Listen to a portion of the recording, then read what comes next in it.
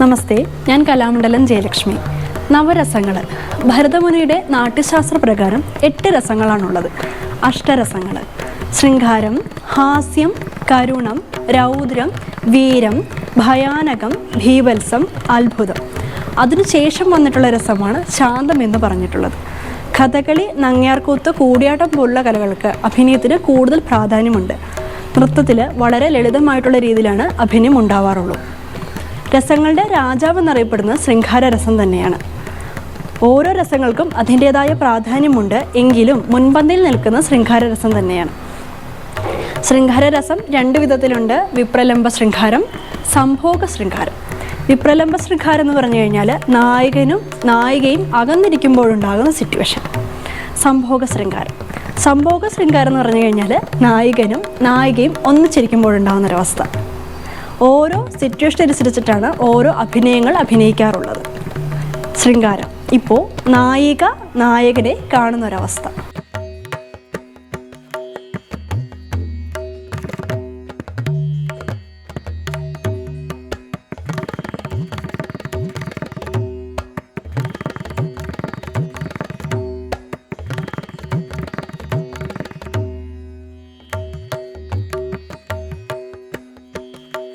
അടുത്തത് ഹാസ്യം.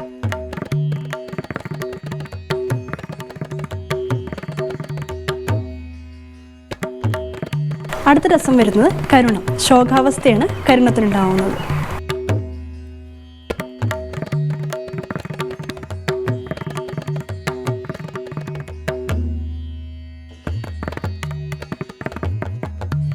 അടുത്ത രസം വരുന്നത് രൗദ്രം.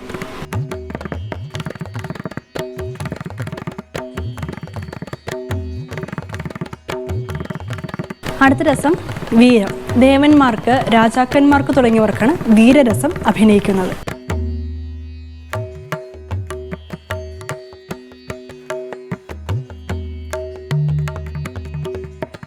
അടുത്ത രസം വരുന്നത് ഭയാനകം. പേടി എന്നൊരവസ്ഥ വരുമ്പോഴാണ് ഭയാനകം അഭിനയിക്കുന്നത്.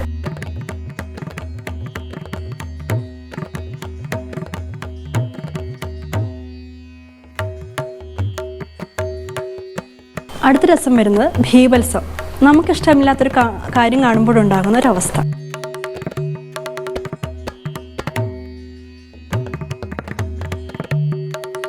അടുത്ത രസം വരുന്നത് അത്ഭുതം.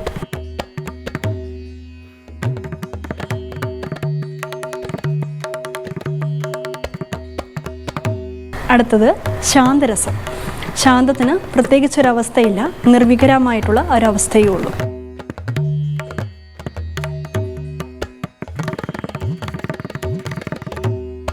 ഇനി ഓരോ രസത്തിനും അതിൻ്റേതായ സ്ഥായീഭാവങ്ങളുണ്ട്. ശൃംഗാരത്തിന് രതി, ഹാസ്യത്തിന് ഹാസം, കരുണത്തിന് ശോകം, രൗദ്രത്തിന് ക്രോധം, വീരാവസ്ഥയ്ക്ക് ഉത്സാഹം, ഭയാനകത്തിന് പേടി, ഭീവത്സത്തിന് അറപ്പ്, അത്ഭുതത്തിന് വിസ്മയം. ശാന്തം എന്ന രസത്തിന് സമമായൊരവസ്ഥയേ ഉള്ളൂ. നമസ്തേ.